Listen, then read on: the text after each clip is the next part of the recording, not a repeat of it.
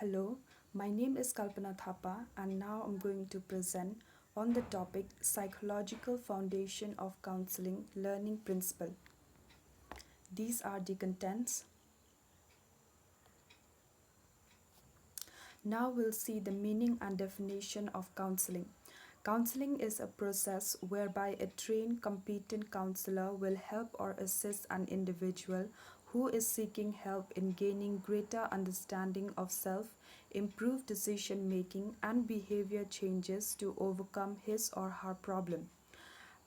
Counseling emphasizes on exploration and understanding the problem and stress the idea of professional relationship and the importance of self-determination. Now we'll see the definition. The first one is by Biswalo 1996.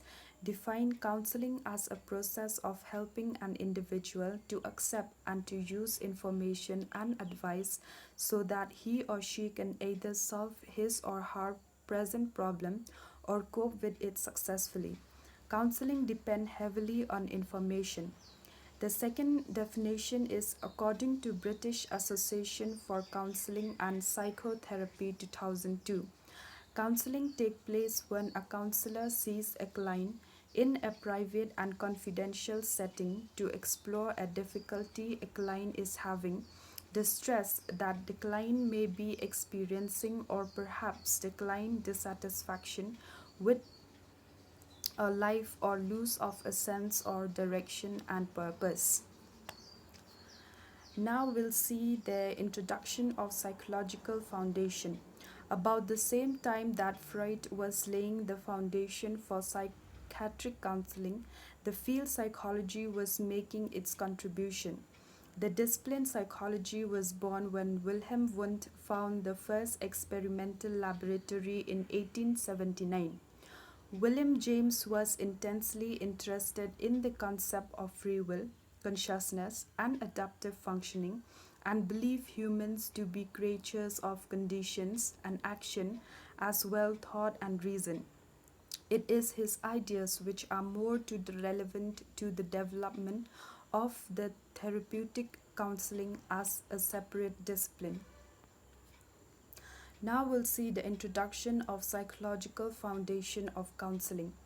Carl Rogers emerged as a significant force in the field of counseling, changing previous thinking about the nature of the healing alliance. His client-centered counseling became the theoretical focus of many counselor education programs during the 1950s and 1960s. But in spite of the general acceptance of client-centered counseling, some concern were emerging that questioned the nature of this approach and criticized its relevance for many client populations. The 1960s and 1970s saw much change and refocusing in the counseling field. Kharkov's and Berenson 1977 and Krumbolt's 1966 were quite influential in challenging the field towards more behavioristic slant. Ellis and other combinative therapists and gestalt therapy, transactional analysis reality therapy and others joined the defection with their ideas and made an impact in the field. Towards the end of the 17th century, counselors started evincing interest in the individual differences among people. During the 18th and 19th centuries, the study of individual differences received great impetus. The counseling program were initially focused on the school-based employment track. Now we see the meaning and definition of learning. Learning occupies a very important place in our life. Most of what we do is influenced by what we learn and how we learn it. Learning, therefore, provides a key structure of our personality and behavior. In my understanding, learning is not something that we already know, but learning is discovering something new and also to extend our knowledge. Now we'll see the definition of learning. The first one is by Henry P. Smith, 1945. Learning is the acquisition of new behavior or the strengthening or weakening of old behavior as a result of experience. The second one is by Woodworth 1945. Any activity can call learning so far as it develops the individual in respect, good or bad, and makes him alter behavior and experiences different from what they will otherwise have been. Now we'll see learning is a stratified process. The first learning principle is that human learning does not take place on a single level, but is a stratified process. This characteristic is worldwide accepted as a didactic principle. The way in which the school system throughout the whole world is organized is an acknowledge of this. Learning is a stratified process. It means it is learned step by step. Like one cannot send a child to the university first. He must start in the first class and then progress year after year to the higher levels of education. Now we'll see the reading process can be divided into three steps, that is the reception, decoding and learning. The first one is reception. There are many factors involved of the written word. The first is that a person must be able to focus his attention on the written word and to keep his attention on it for some length of time. This is called concentration. Here, before one can read and learn anything, one has to become aware of it through one of the senses. Usually, one has to hear or see it. The second one is decoding. When a person attempts to speak a language that has not become automatic yet, he will necessarily have to divide his attention between the content of his message and the language itself. Decoding is very important aspect of the reading act. Without being able to decode the written word, the reader cannot understand it. Here, decoding implies that the reader is able to interpret the written word, like in other words, we can say to be able to ascribe meaning to it. The third one is learning. Only after a person has decoded the written word, learning can take place.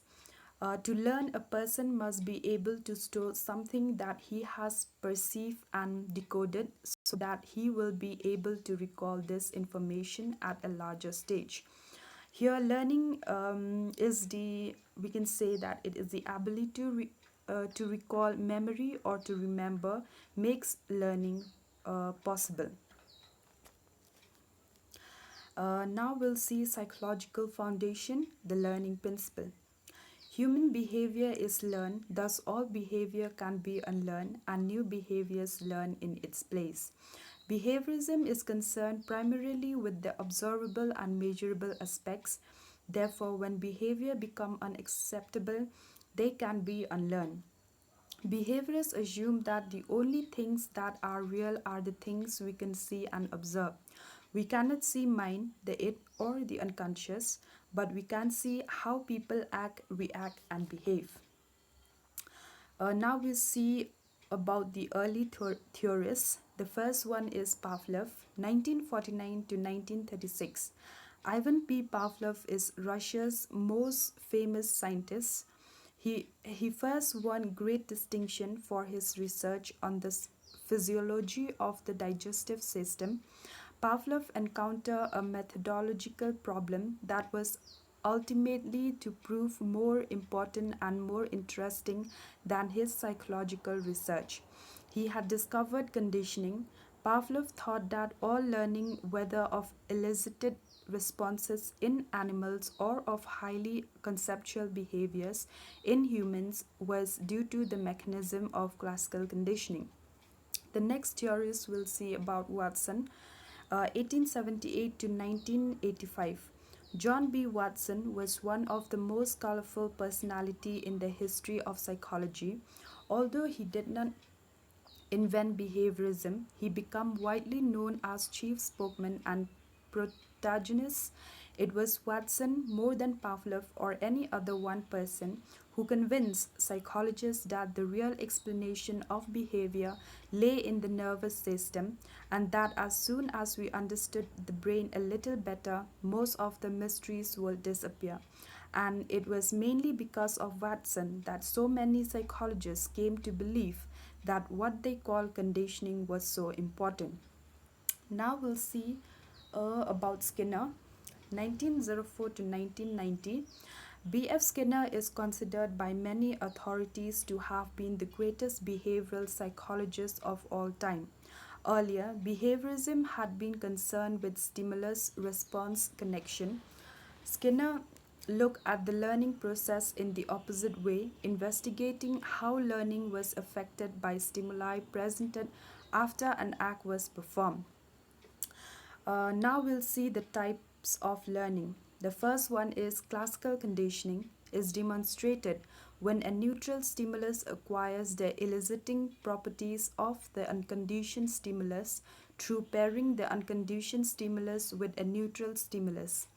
Behavior is controlled by association. Classical conditioning is a type of learning that happens unconsciously. Classical conditioning has been used as a successful form of treatment in changing or modifying behaviors such as substance abuse and smoking. Classical conditioning emphasized the importance of learning from environment and support nature over nature. Its strength is that it is scientific. This is because it is based on empirical evidence carried by control experiment. The second is operating conditioning is demonstrated when reinforcing consequence immediately following the response increases its future likelihood. Aversive consequences immediately following the response to decrease its future likelihood. Operating conditioning, sometimes referred to as instrumental conditioning, is a method of learning that employs rewards and punishments for behavior. Operating conditioning emphasizes the effect that reward and punishment for specific behavior can have on a person's future actions. The next one is cognitive is an approach to psychology that attempts to explain human behavior by understanding your thought process.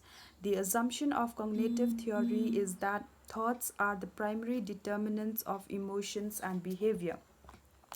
Cognitive theory emphasizes upon the concept that learning is a process of discovering and understanding relationship and of organizing and finding significant in the sensory experiences around by the external situation. Now we have come to the conclusion. All behaviors are obtained through a learning process. It depends on the personal attitudes and differs from person to person. Behavior is the product of the perceptual field of the individual at the moment of action. The counselor must understand the nature of the individual perceptual experiences. Therefore, the person will behave defensively or aggressively depending on what he sees as the best reaction to the perceived threat. These are the references. Thank you.